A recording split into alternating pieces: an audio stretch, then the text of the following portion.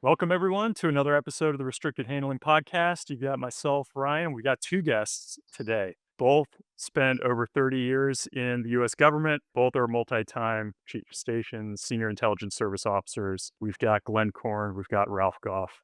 Tons of experience between them. And they, if you cannot see, you're just listening to this, got an amazing backdrop. Glenn, can you just tell us kind of where you are and what's going on around you right now? Yeah, it's great to see you, Ryan, and all the listeners and viewers. We are in Kiev. We're in downtown Kiev. We have a beautiful cathedral behind us. We're in one of the main squares, symbol to independence and the freedom of the Ukrainian people. We've been here for a couple of days, let's just say that, and we've been all over the country. And we're at a conference right now here in Kiev with some VIPs. So very proud to be here. Did you m did you meet Prince Harry, who has been reported to be in town right now? Uh, I did not meet Prince Harry. Maybe Ralph had. I can neither confirm nor deny that I had a conversation with the prince for security reasons, but yeah, he's here in town. Got it. All right, great. We have to comment on him just because he was a former Apache pilot like myself. We love gun pilots here. Gentlemen, what is happening on the ground that you're seeing that maybe people aren't picking up in the press before we dig into what we can read about? Right. I'm going to let Ralph start since people always hear me on this podcast. We have this rare occasion to have a legend with us. So, Ralph, over to you. Hey, Ryan. First of all, thanks for the opportunity, and hello to all your listeners and viewers out there reading some beautiful Kiev. Look, the main reason why we came here was mostly to get out of Kiev and travel closer to the front, because Kiev's like any capital is kind of a bubble, right? So you get one story in the capital and you get another story outside. We were fortunate enough to have some good contacts who got us out to meet some of the commanders out in the field. We visited a battalion headquarters. We visited a corps headquarters. I got the full unvarnished truth from the front. And, I would sum it up as morale is high, right? The fighting spirit is high. They understand the challenges they face. They're concerned about their manpower shortage. They're concerned about not getting enough weapons and support from the United States, right? They can kind of make up for the manpower shortage if we keep arming them properly and on time. They're inflicting horrendous casualties on the Russians, show absolutely no regard for human life. By the human life, I mean their own human lives. The most horrifying thing we heard was that from the time a Russian soldier leaves his house to join the Russian army to the time he's either killed or captured on the front, captured by the Ukrainians or killed by the Ukrainians, 12 days. 12 days, all right? Not a lot of time for training in there, huh?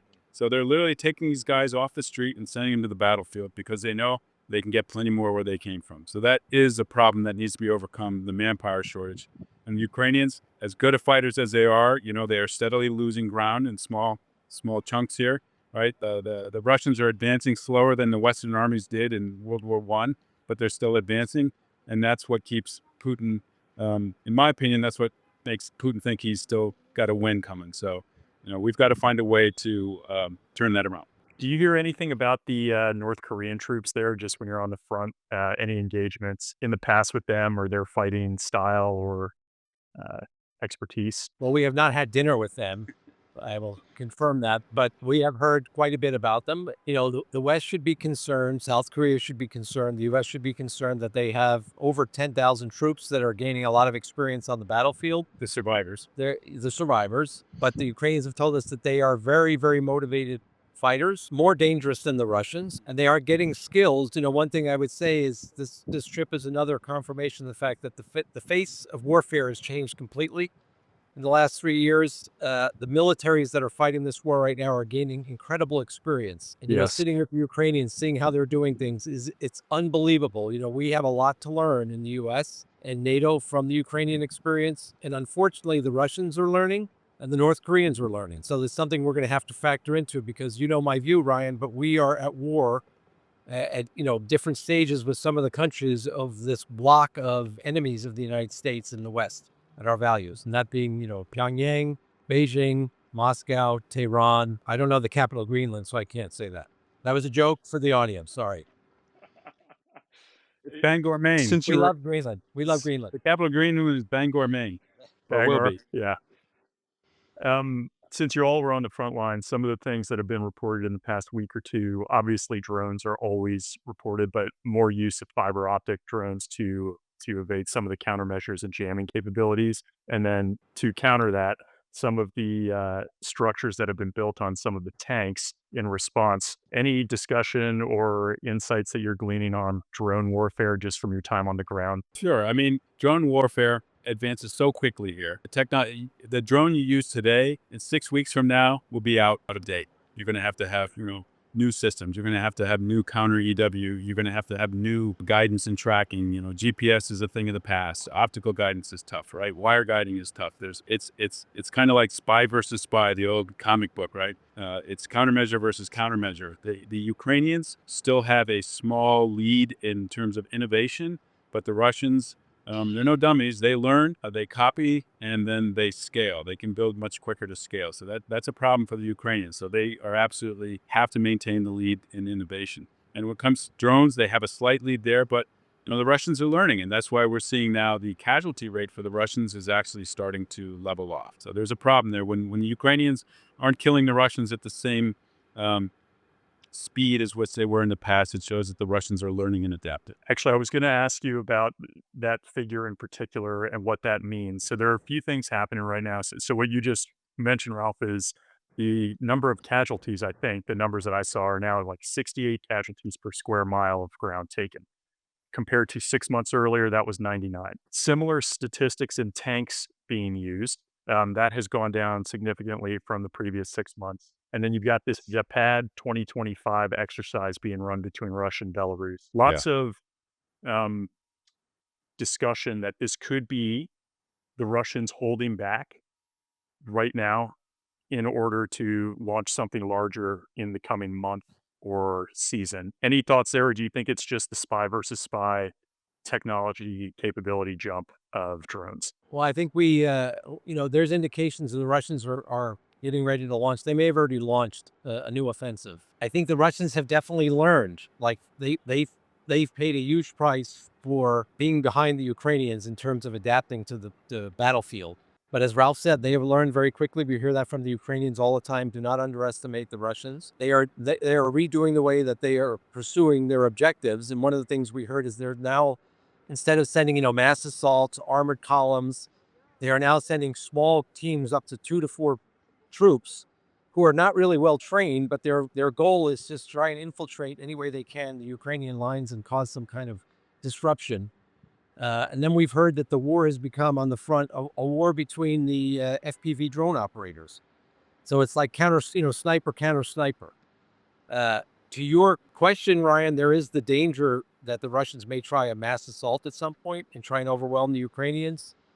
But my own view, right now is that the Ukrainians are capable of stopping that, and it will just be another bloodbath for the Russians. And as far as Belarus and the exercise there, Zapad, I would say claim is a defensive exercise, but I question that when the very word Zapad means west. That's their exercise is geared towards the west. The Belarusians have been pretty good, I think, at fending off Russian pressure to get involved in the war. Lukashenko, the leader of Belarus, he knows he's an illegitimate president, right? He's lost the elections before, right? And he gained the office through force and then imprisoned the opposition leaders and drove the one woman out who actually won the election, right? He knows that if he were to send his forces into neighboring Ukraine, the battle-hardened, battle-trained, tough fighters Ukraine would slaughter the Belarus army. Right? Even with Russian assistance, it would be no contest. And that, I think, would lead, and Lukashenko knows this, this would lead to him losing power probably as soon as the smoke cleared from the battlefield. Guys, I was going to pivot to some of the news about drones landing in Poland, but I just wanted to ask if there's something else top of mind before I jump to that. No, I think that's a very relevant, timely topic. Okay, let me just tee it up for you both. I think there are a few things happening that are quite interesting of Russia pushing a little bit on the Western front from their perspective. You've got, number one, rhetoric targeted at Finland, which probably isn't super unusual, but similar to what we heard before Russia went into Ukraine almost a decade ago. And separately, you've got these 19 went into Polish airspace, and they had to scramble NATO jets. You've got drone components that have landed in Romania at times. And for those who aren't as familiar with the map of that region, it's not like Poland's sitting on Russia's border necessarily.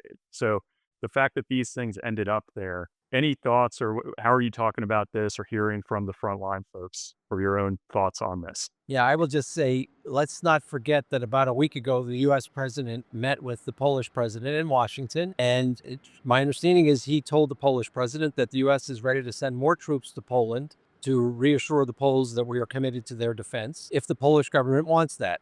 And now we have these drones which intruded into Polish airspace. My own opinion is this is the Russians trying to intimidate NATO, which they do all the time, trying to deter NATO from taking any step like that. I hope that the response from Washington will be either 19 of our drones accidentally fly into Russian airspace, or the president announces that we're going to double the commitment to put troops in Poland and the Baltic states to protect those countries, or help those countries protect themselves against any future Russian aggression.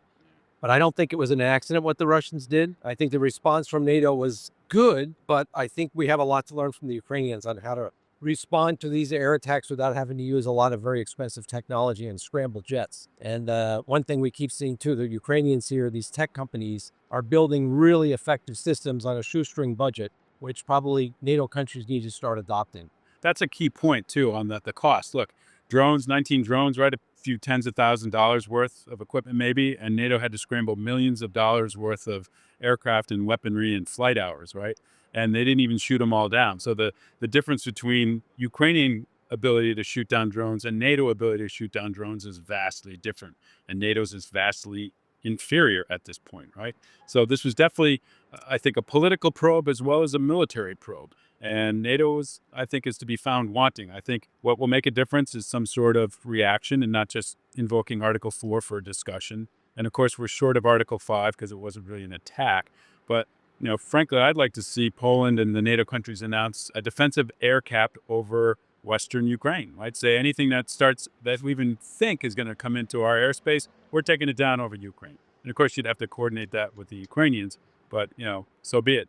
I think, Putin made a huge mistake by doing this, but it's only a mistake if NATO reacts. If NATO doesn't react, then Putin wins another round. Yeah, I'm really glad you pointed that out. I guess I'm wondering, and would love from both of your experiences having dealt with this threat for so long, was it a probe in the sense of like, how is the West going to respond if we have military aircraft entering their airspace of a NATO ally? Does that trigger anything? How will they step up here? Is it more that, or was it just a mistake that these things were off target by hundreds of miles? I'm very skeptical that it was a mistake. I think it was a probe, it was a test, and it was a message. Two is a navigational error. 19 is a probe. There were a few other things that had happened in similar vein. A Russian Mi-8 was identified off of Vyandlu Island. I'm probably getting that wrong. Somewhere kind of west of St. Petersburg. You have the EU commissioner's flight having to be grounded for, jamming purposes. So this just seems to be a consistent drumbeat that we're seeing. Okay. It is consistent, but also what's consistent is the lack of NATO response, right? The Baltic Sea, which, some people say that's a NATO lake. Well, no, it's not. The Russians have had their way there, right? They've destroyed critical infrastructure under the sea. They've caused arson attacks in shopping centers in Poland and attacks in incendiary bombs put on planes coming out of Lithuania. And what's been the reaction from the West? Nothing. Pivoting slightly here, gents, something else that's been reported that, probably not front page news, but re-Stalinization trends, new Stalin statues being erected in Russia, references to the Great Victory narrative, just from folks like yourselves who have faced up against the Russians. How do you think about this? Are people talking about it? Ryan, I would say going back to the late 90s, we started to see a trend where Russians were beginning to idolize Stalin again. Whatever moment we had in the early 90s, mid 90s, where they recognized that Stalin was a terrorist, was a horrible human being, and he terrorized the entire Soviet Union, including the Russian people. That started to trend in the direction of kind of idolizing his strong man, the Iron Man leader. That's what brought Putin to power, and I think that's what's allowed him to, seize control of almost everything, probably everything in Russia. I think this trend we were talking about, Stalinization, it's nothing new. And of course, they're at war and they've moved to a wartime economy. And, Stalin is given credit for saving the Soviet Union going into the Second World War by nationalizing everything, turning it into a war economy, collectivizing everything. And his goal was to make sure that the Soviet Union was ready to fight the Germans and the West, the British, the French, in the 1920s and 1930s when he came to power. And he came to the conclusion that the Soviet Union was well behind technologically. So I think the Russians, I'm not surprised by this, but I also think that many Russians don't really support it. They're just stuck with it for now and not much of a choice. Hey, look, that's a great question because right behind us is a monument in front of the church to the Holodomor, right, which was the forced starvation of millions of Ukrainians in 1932-93 by the Stalin regime, right? I mean, that was a government policy that was enforced upon the Ukrainians by Stalin with full intent to starve the population into submission to give up their grains, right? So couldn't find a better place to ask about the evil of Stalinization than right here in front of that monument. And then one of the other things that I feel like was a little under the radar, and if this is too political, we'll keep it out.